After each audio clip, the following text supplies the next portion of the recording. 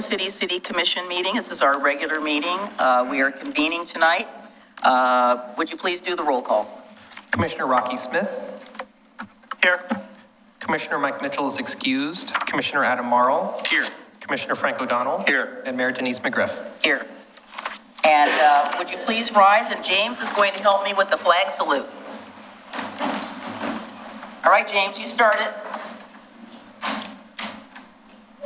I pledge allegiance to the flag of the United States of America and States of America, and to the republic for which it stands, one nation, under God, indivisible, with liberty and justice for all. Thank you so much.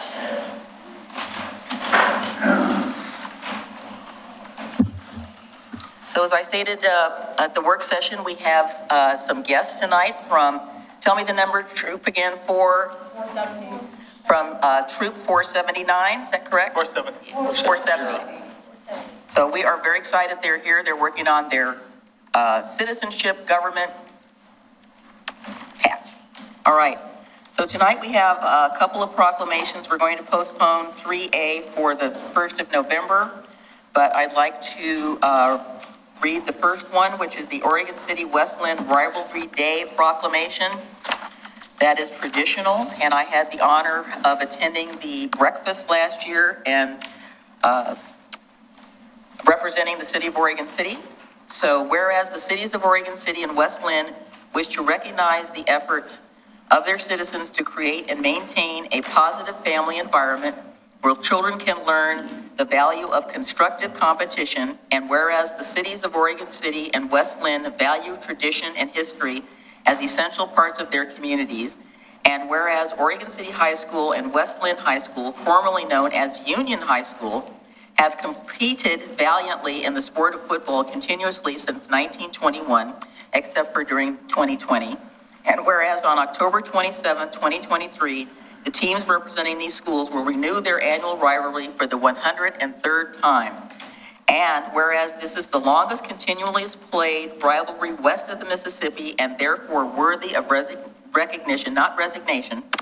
And whereas the City Commission of Oregon City desires that the Pioneers again defeat the Lions, and of course the City of West Linn desires that the Lions again defeat the Pioneers.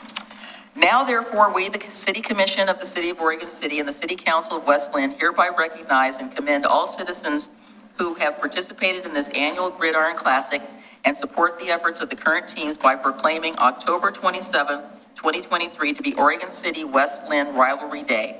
We recommend that in the spirit of the day, that all citizens wear the appropriate colors and refrain from crossing the river unless you have real business over there, which I do, and unless business requires until game time.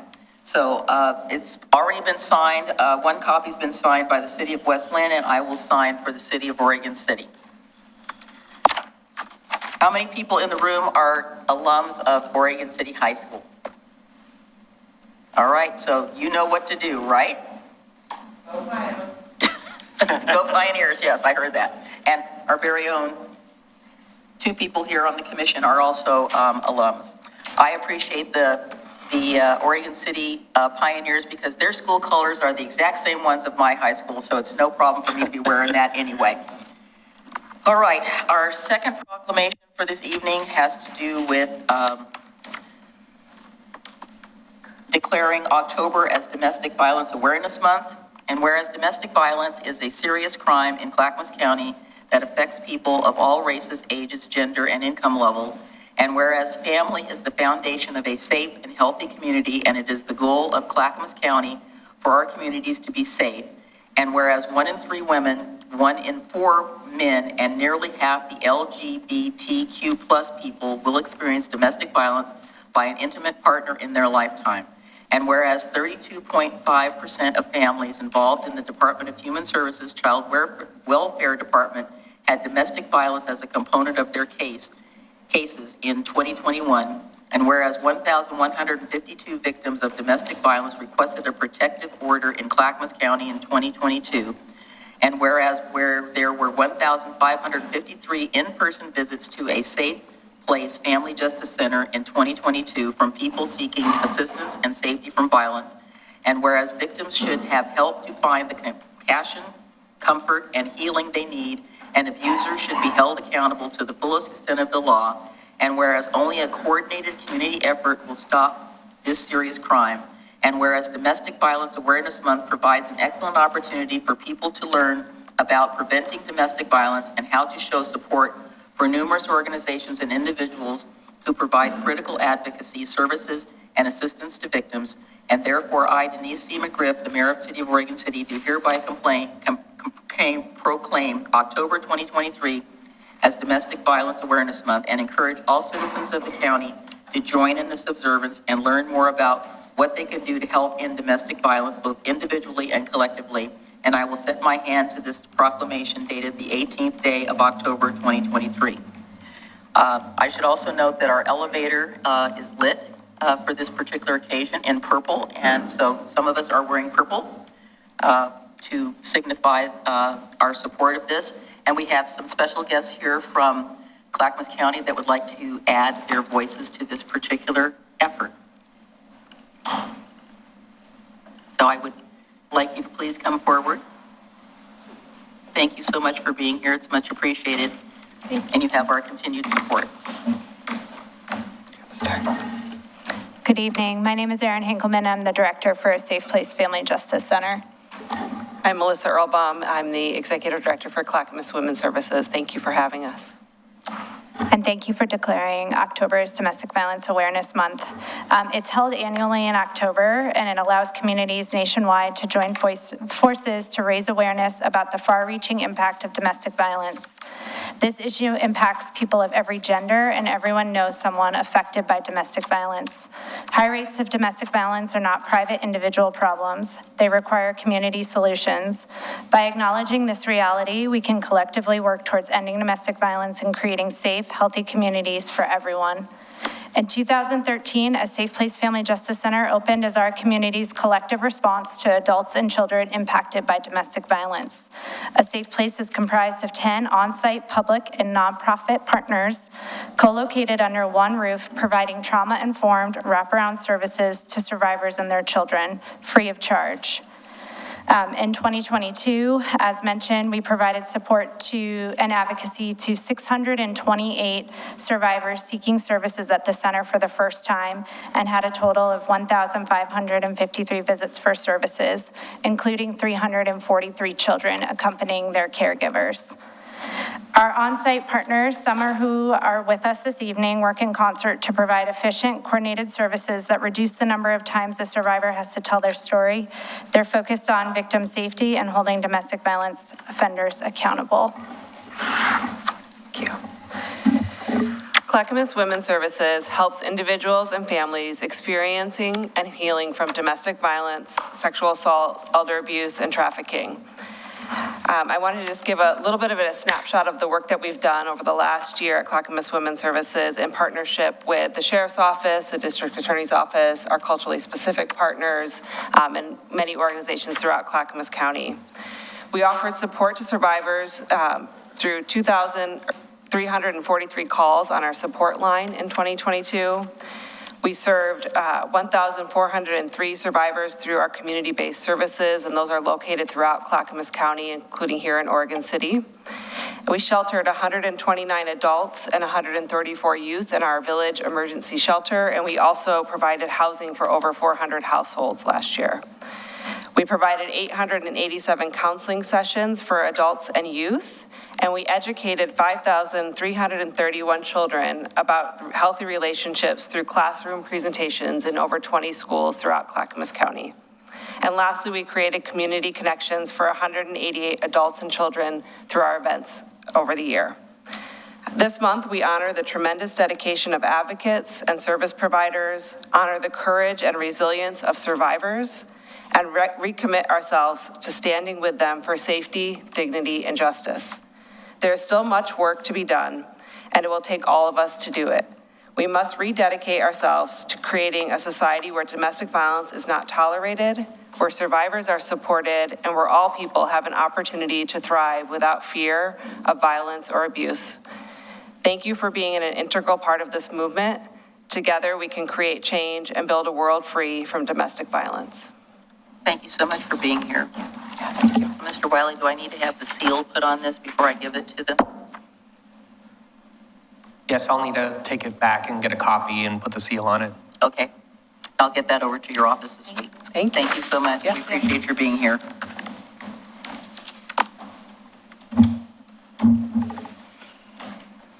All right, so we are on to item number 4, which is citizen comments. And we have 2 people that have requested comment. Is Elizabeth still here? Nope. Okay. Dee Dee? Look, I heard that without delay. Thank you, see, it says working.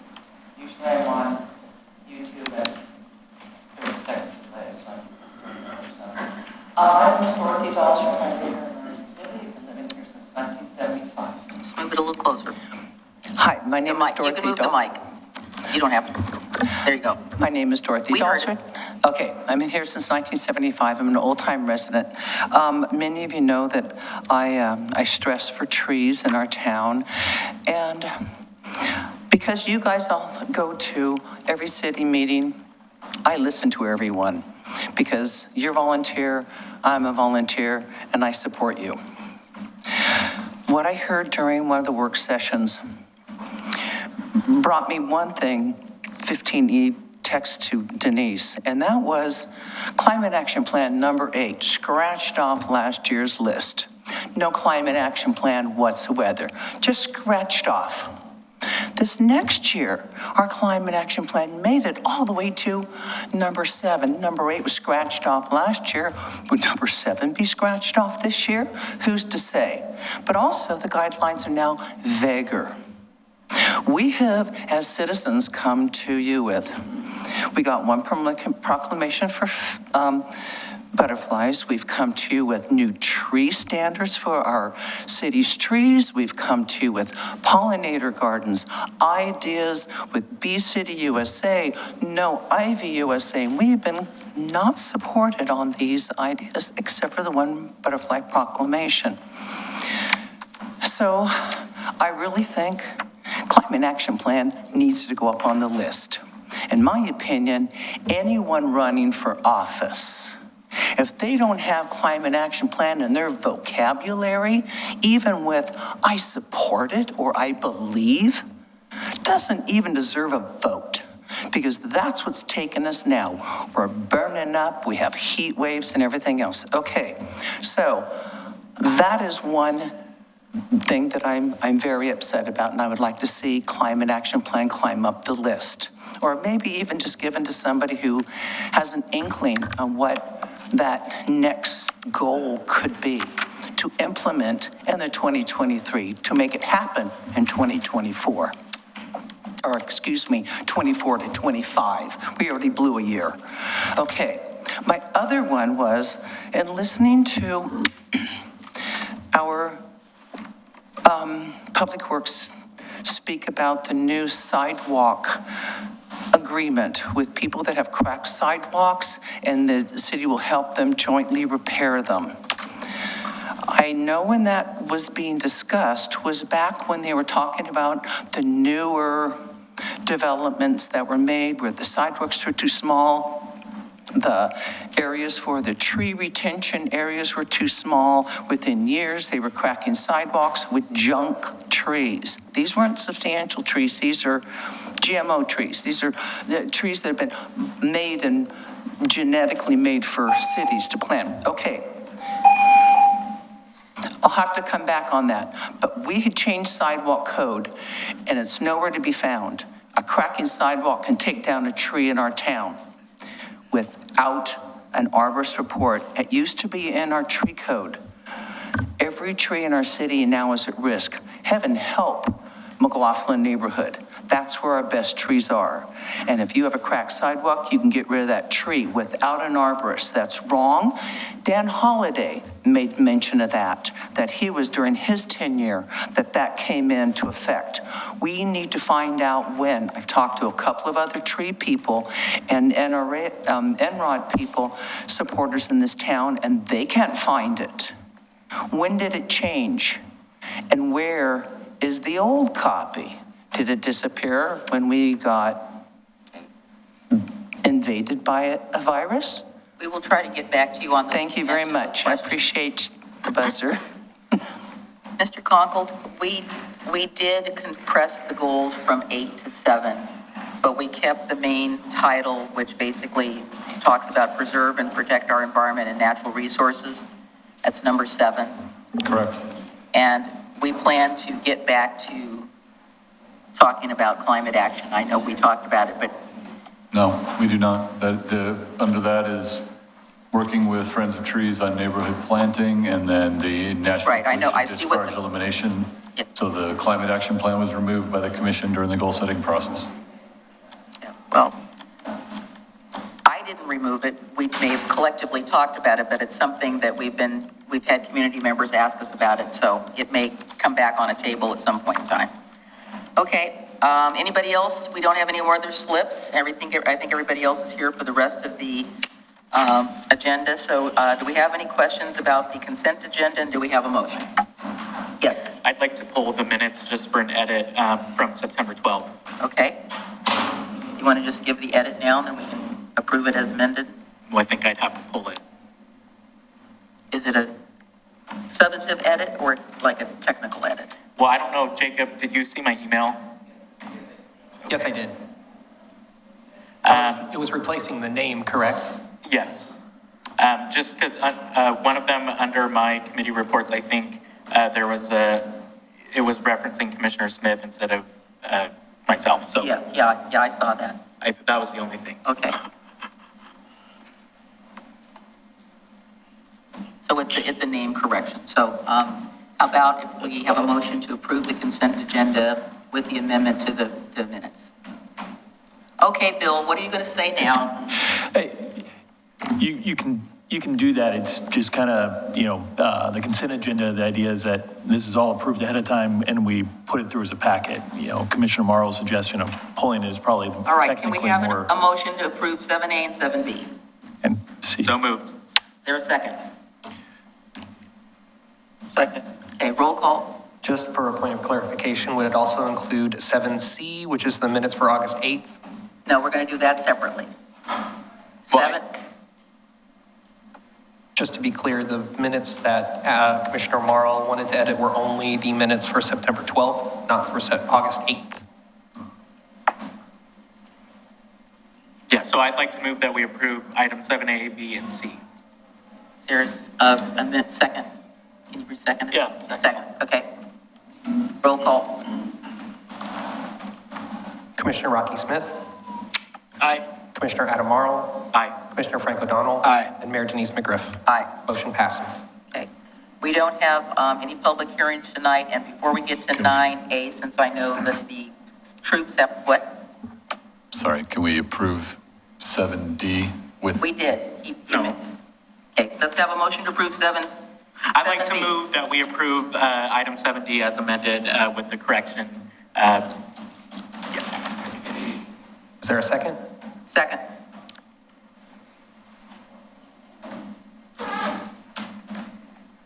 Commissioner Rocky Smith, Aye. Commissioner Adam Marl, Aye. Commissioner Frank O'Donnell. Aye. And Mayor Denise McGriff. Aye. Motion passes. Whatever. All right. We're going to go towards, we don't have any public hearings tonight under item 8. So before we get to item 9, since the troop has to leave, we have a gift for them, and I will come down and take care of that, and then we will get to item 9A. So.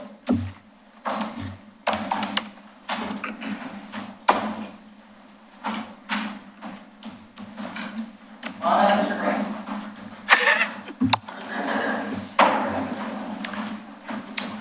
Anyway, I want to thank you for coming to our meeting tonight, and we have a little takeaway for you. So inside here, not to look at while you're at the meeting, because you're going to be leaving, our city goals, so you can see kind of what we're talking about and what we plan for the community. And do all of you live in the city limits? You all live in Oregon City? Yes. Okay, so you'll see what we're kind of doing, and we appreciate you coming. And again, as I said, if you have any questions, please get a hold of me, and I will be happy to try to answer your questions. So thank you so much for coming, and we're going to get get on with the rest of the meeting, because I know you guys have to go. Thank you for having me. No, thank you so much for coming. We appreciate it. And we'll look forward to the next batch of you guys in here. Yeah, I'm sure text you or email you or call you with any questions they come up with. Sounds good. I'm happy to answer. Thank you, parents and grandparents.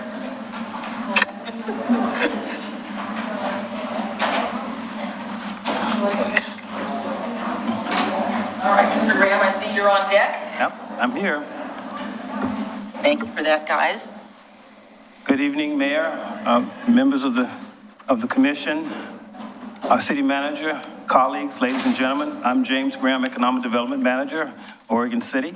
And recently I sat down with some members of the DOCA's executive committee and negotiated a memorandum of understanding between themselves and Oregon City. And I'm pleased to say that we've agreed on all items. We are of one accord, and so that's a very good thing. Our cooperation has already began with where we actually worked on a commercial today between the Economic Development Department and DOCA and other businesses on Main Street, whereby we will have a commercial that will be shown in time for the holiday season. So we're very proud of that. It should show on November the 13th, and we're very excited about the holiday shopping season commercial.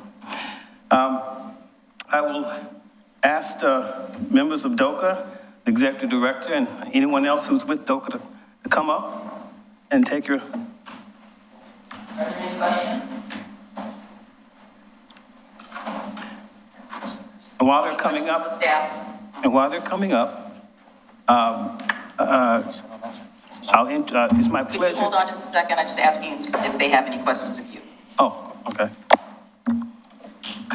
I don't really have a question. I read it and I liked, it looks like we're going to do disbursements in increments, that deliverables are met, that there'll be whatever they are, monthly disbursements or quarter, or whatever it said. It's not a lump sum payment. It's like if DOCA continues to deliver, they continue to receive funding. Did I read it correctly? No, it's a lump sum payment, but they spend it against match, the match that they have. The money's isolated, I should say, it's put in a separate account so that you can properly audit it and so that we can properly review expenditures when the time comes. And as you know, they're required to also raise money and 100% match with our money. So therefore, that will help them with their operations overall. So see, apparently I read it differently. Under funding arrangement with the red line said these funds will be kept in a separate bank account Right. with funds transferred on a monthly basis to cover 50% of operating costs to maintain the matching fund requirement. That's internal to them. They'll be transferring. not us. Okay, they will. They will They into the separate account. Right. And who monitors that they're making those matching? Well, we will see that during the financial reporting. When? When Monthly? in this, actually, they're required to report to the commission and to us twice a year. I think in June and in December. How do you maintain an oversight when it says it'll be a monthly transfer when you're only going to hear from them twice a year? Well, you're able to review the financials and to see how much they've spent against how much they've received from us overall. You won't be able to see it, monthly in increments. You'll be able to see how they're spending money overall in terms of the overall match. I have no further question. Go ahead. Thank Okay? you.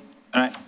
So it's my pleasure to introduce Juliana Allen, who is the new Executive Director of the Downtown Oregon City Association, DOCA. And along with her, she is Seth Anderson, and he's also on the executive committee, and we had a very good discussion and negotiation with this contract, and as I said, we agreed on all accord. So I will turn it over to Juliana to go over the agreement and answer any questions that you may have of her. And you do have the remote control there. The buttons on the sides can advance the slideshow. Okay, awesome. Thank you. Good evening, everyone. Can you guys hear me okay? Could be louder. Could be louder. Okay. Thank you, Denise. Okay. So hi, my name is Juliana Allen. I'm from Oregon City, Oregon, and I'm the new executive director here at the Downtown Oregon City Association. I've prepared a brief presentation to discuss the MOU and to introduce myself to all of you. So on the agenda for this presentation is I'm going to introduce myself, talk about our initiatives here at DOCA, and review the agreement that we've come to with the city. So that's me. So my name is Juliana Allen. I'm the executive director of DOCA as of September 1st this year. So I'm about 6 weeks into this new position. Prior to that, I was a business owner on Main Street for the last 5 years. I'm also a nonprofit founder and current president. I have a passion for cultivating community. I love this community. I've been here on the street for 5 years working to build community and really foster this sense of community here in Oregon City. So I'm committed to listening, learning, and implementing strategy to increase the vibrancy of our historic Main Street. We all have the same goal. We all want to see Oregon City thrive. So the role of Downtown Oregon City Association, our mission is to create community and cultivate commerce. We are considered the living room of Oregon City. When you have a vibrant downtown, you have a healthy community, a healthy city. So our goals are economic development, tourism, current business expansion, new business recruitment, and community partnerships. So our financial agreement between DOCA and the city, so as James mentioned, we have 100% match. So we have $60,000 and then 100% match from DOCA. And that will be done via outside city grants and contract services. And like he mentioned as well, it is all kept in a separate bank account. So our deliverables, so we are going to do quarterly meetings with economic development to discuss the work plan and our annual reports as well. We have scheduled commission presentations in both June and December to report on our progress. We also will serve as a downtown representation for all city-led initiatives. So promotion and marketing assistance for the city. We will do at least 3 events per year promoting downtown. And during those events, we'll report on the funds raised, the visitor attendance, and the origin of trips, so whether they are local or whether they are from out of town.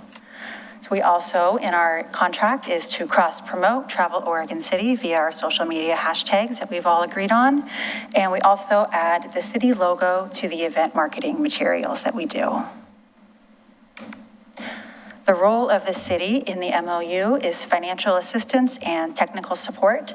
So our city-sponsored events in downtown include trick-or-treating, the trick-or-treat, the tree lighting, and of course, First City Celebration. So our administrative responsibilities, we have an annual review of performance relative to our work plan, reporting and documentation on match progress, of fiscal contribution progress, that is a mouthful, and of course, standard insurance and tax filing responsibility. That concludes my presentation, so I want to just thank you for this opportunity and reiterate that a healthy downtown is absolutely vital to a thriving community. So I'm here to answer any questions. Seth and I are available, so thank you. Seth, do you want to add anything? Seth Henderson, Southwest Portland, Executive Board Secretary, and I had the pleasure of reading every word within the MOU and discussing with Mr. Graham. So if there's any questions specifically about the MOU, especially the red line, I can probably respond to that. Thank you for your time.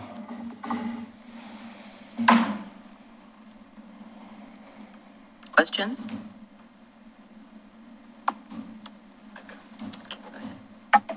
First is for Mr. Graham. In past MOUs, have we clarified the role of the city liaison? I know that we recently changed our rules and procedures to clarify our position on nonprofit boards, but I had also requested that that clarification be in the MOU, which I'm not seeing, which if it isn't something we've included in the past, then that's fine, but I just wanted to get some clarification as to whether that has been outlined in the past about what our city liaison looks like and how that is to occur. In past agreements, the representative in the agreements was the city manager and the economic development manager. Any other liaison was not addressed in any of the MOUs. Okay, They're aware of the change, okay. and we have acted accordingly as a board. Very good. The other question I have is for you guys, which is I think there's been a concern in recent years about buy-in and support from Main Street businesses into this organization. And I'm wondering, I think part of it is because we've just gone through a hell of a period these last few years. But I'm wondering what's being done, especially under new leadership, to try and create those connections with downtown business owners and create trust there. Absolutely. That is absolutely critical to my mission as the executive director. The Downtown Oregon City Association has repair to do on many levels. Between the business owners, the business owner to business owner, that needs work. This organization and the business owner, that needs attention. Our organization and the city, that also needs attention. And my goal is to foster those relationships, those partnerships between all these different organizations. And I am the right person for this job because I know this city. I know the businesses. I know that side of the things in addition to having the nonprofit work as well. So I know this community. I know what people need, and I'm really here to foster those relationships between all the different parties. You might want to mention about the business networking events that have been occurring. Yeah, so we've been doing more consistent business networking socials. We just finished one tonight, actually. We're doing them at least quarterly, but they have been actually happening more often as well. So we were at Wayward Market today from 4 to 6, actually, and we had about 20-ish or so businesses attend, and it was a really great opportunity for just people to network and get to know one another and just start to have these conversations again, because the community down there really needs support and needs to know that, we're on their side, they are on each other's side. I know we all have our differences, but at the end of the day, we all want the same thing. We all want to see our community thriving. So are you seeing any re-engagement by those businesses that previously withdrew? We're getting there. We are. So one of my early on initiatives was to re-implement the just a standard email to our stakeholders, business owners, property owners, et cetera, just our stakeholders in our community. And as of now, I have almost a 50% open rate on those emails that I send weekly. So that is progress. My initial goal was 35%, so I was very happy to see that 50% open rate. So that's how I'm starting, and I spend most days going out and just talking to people. So I started September 1st, and the goal for myself that I set for the first 30 days was to really get out there and talk to people and say, what is your perception of our organization? What can we do better? What do you need from us? What can I do right now that will help you get people in your door? So I've always been interested in tourism. Oregon City as a destination, and the downtown area would be key to part of that success. Absolutely. And I know there's been a conversation about maybe a destination marketing organization with which you would, hopefully would be interacting with deeply if and when that should come. Absolutely, yeah. We have such a great downtown, and it has so much potential. So I'm excited to see what we can make it with new leadership. And we have a new, this is new. We are starting fresh. I don't know all the backstory of everything, and I'm glad that I don't, because this is a new relationship. I am a willing partner. I want to work together with everybody and say, hey, what can I do? What can we do as an organization to move our city forward? Yeah, I have stressed to Mr. Graham time and time again, we need to have a product ready to offer. And you folks are integral to that. So I wish you success in those efforts. Thank you, sir. I appreciate that. Mr. O'Donnell, I did want you to also know that Roger raised your hand. He's in charge of the business networking group, and so he's arranged for, I think this is your third one. And the first one, they invited Aquila to come and talk about Jackson House, which is at 901 Main Street. And there was quite a turnout there, and since Aquila and I had met with the people that are starting that, it was really good to get clarification from her about what was allowed in the zoning for the MUD zone versus what was not, and sort of put some of those misconceptions to bed, and I think it was very well received. And then the organizations had a couple more since then, and I you're right, you said quarterly, but I think you're doing them a little more often, like every other month, which makes a lot of difference. Yeah. And getting people engaged, and there were people at the first two that I attended that I know are business owners that had not been before, so Yeah. very good to get those folks out there. Is there a motion?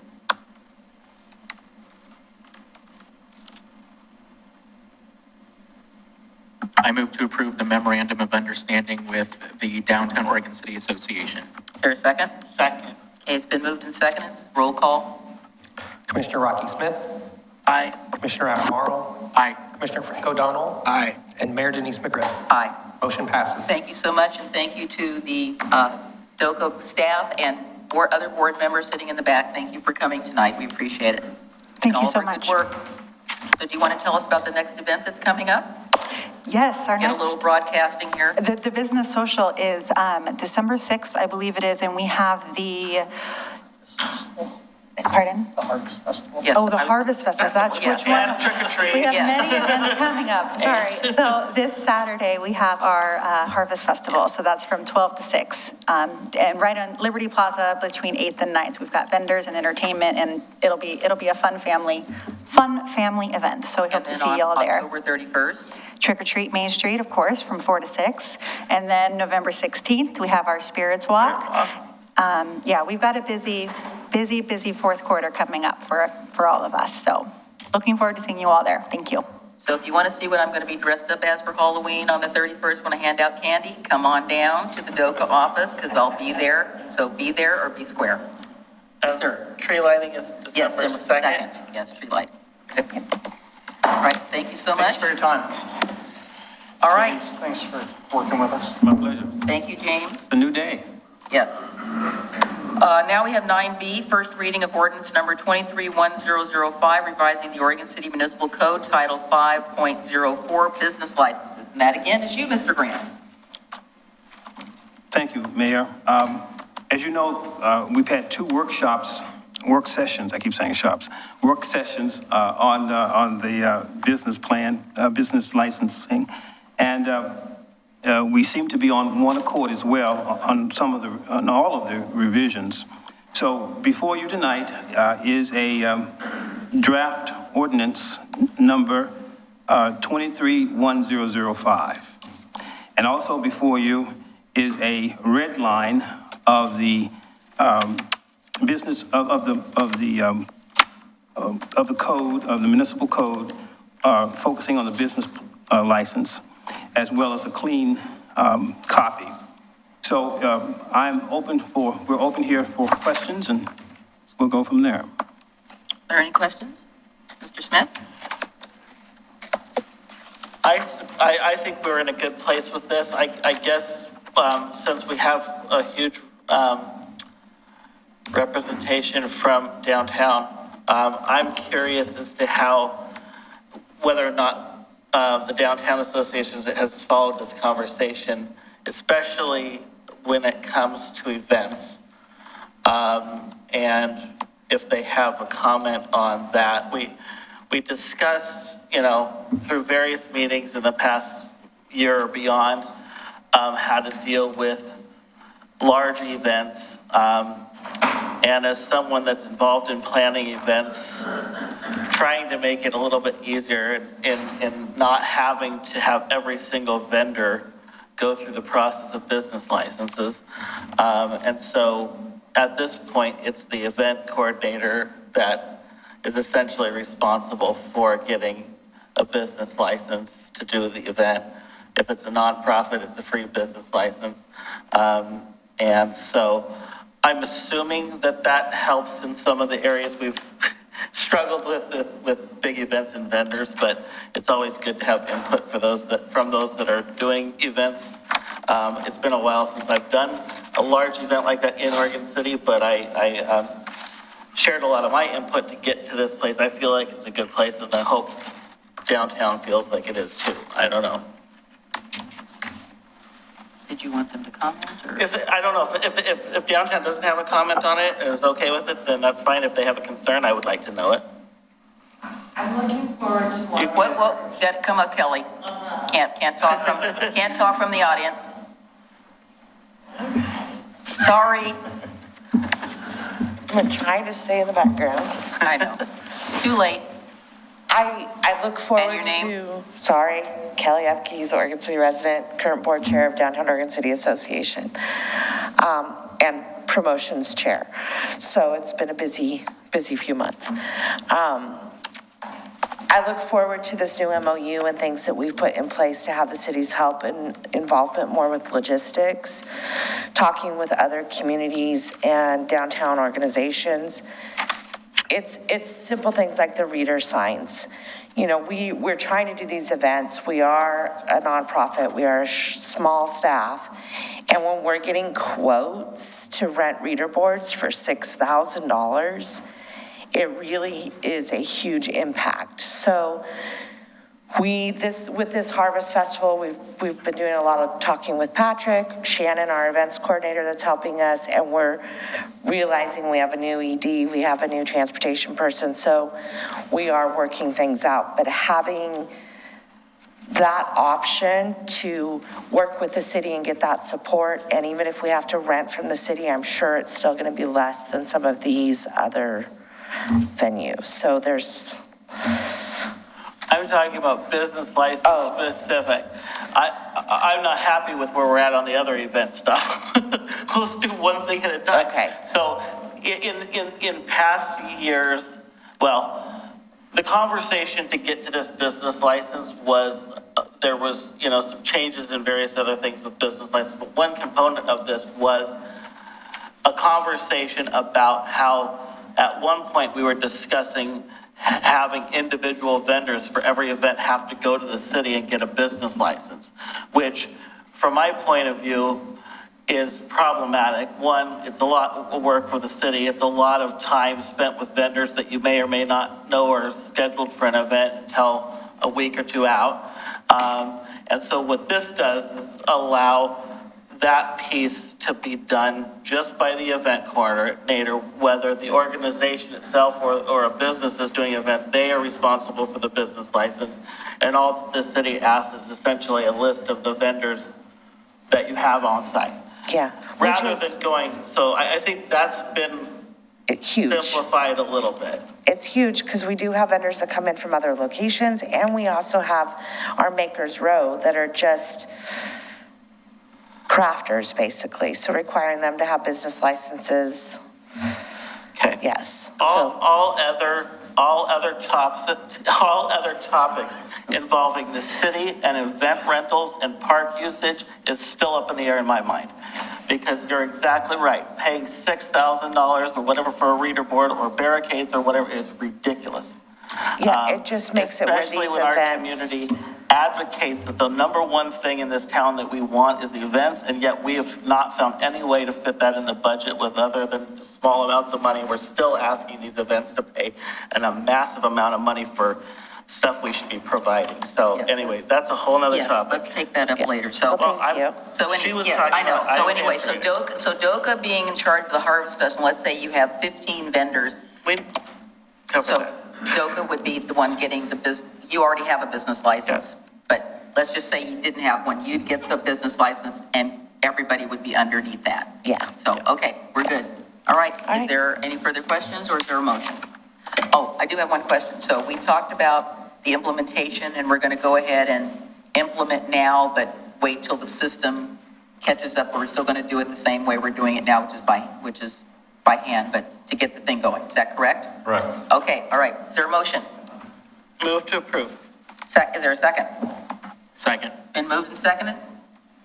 Ordinance number 23-1005, an ordinance of the City of Oregon City revising the Oregon City Municipal Code Title 5.04 Business Licenses. Commissioner Adam Marl, Aye. Commissioner Rocky Smith, Aye. Commissioner Frank O'Donnell, Aye. and Mayor Denise McGriff. Aye. Motion passes. And before you leave, Mr. Graham, I have a little something for you from the League of Oregon Cities meeting. All right. So on 9C, we're on the second reading of ordinance number 23-1009, declaring a ban on psilocybin service centers and the manufacturing of psilocybin products. I don't think there's any discussion. Are we ready for a motion on the second reading of this ordinance? I move to approve the second reading of ordinance number 23-1009. Second. Roll call, please. Ordinance number 23-1009, an ordinance of the City of Oregon City declaring a ban on psilocybin service centers and the manufacturing of psilocybin products within the city limits of Oregon City. Commissioner Rocky Smith, Aye. Commissioner Adam Marl, Aye. Commissioner Frank O'Donnell, Aye. and Mayor Denise McGriff. Aye. Motion passes. All right. So we have until how long? We have a 2-year ban, is that correct? This will go on the November 24 general election, and then depending on, obviously. What happens with the legislature? Correct. So it could be either or. Basically, a little over a year and possibly. More, okay, that's kind of what I thought. Okay, communications. Nothing for tonight. Thank you, Mayor. Thank you for organizing the tour of Clackamas Park. I'm sorry that I wasn't able to attend, but appreciate the fact that you did that. Commissioners? Mr. Smith? Homecoming parade, Friday night, is it 5:30? Be there, I be want to say, square. I want to say it's 5:30, I don't know. Please, so I can check. Gardner to Jackson campus, the stadium, so, prepare for traffic and Traffic control devices candy and are chaos. already on the street saying, do not go down this street. Get out of town if you can. Yeah, so good luck, Pioneers. Yes, good luck, Pioneers. Mr. Morrow? Nope, nothing today. Mr. O'Donnell? Oh, ma'am. I just wanted to report one item. So I get the newsletter from the Grand Ron, and I did attend Indigenous Peoples Day and had a chance to sit next to Chair Kennedy.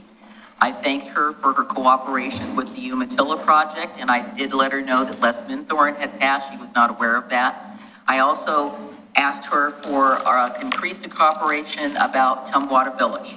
And it was interesting that in today's issue, it says Tribal Council approves design services for Tumwater Village site, which led me to believe that, so I'll just read the first paragraph. It says Tribal Council approved a design contract with GBD Architects of Portland for a portion of its Tumwater Village site in Oregon City during its Wednesday, October 11th meeting. It's a $673,000 contract, will include a schematic design for what is known as Block 1 of the former Blue Heron Paper Mill site that the tribe purchased for $15.25 million. So I guess this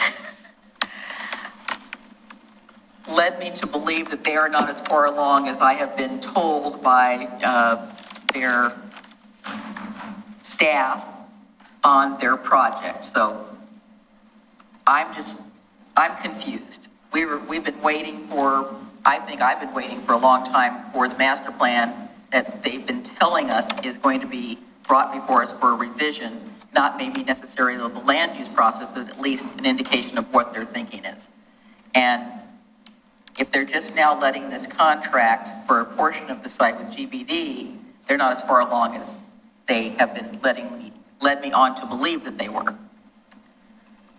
I will be happy to follow up with them. I believe that they've done quite a bit of work on the amendments that are necessary for the general land use plan that was previously adopted. I imagine, without talking to them, but I think that what they let the contract for is the more specific detailed design of Block 1.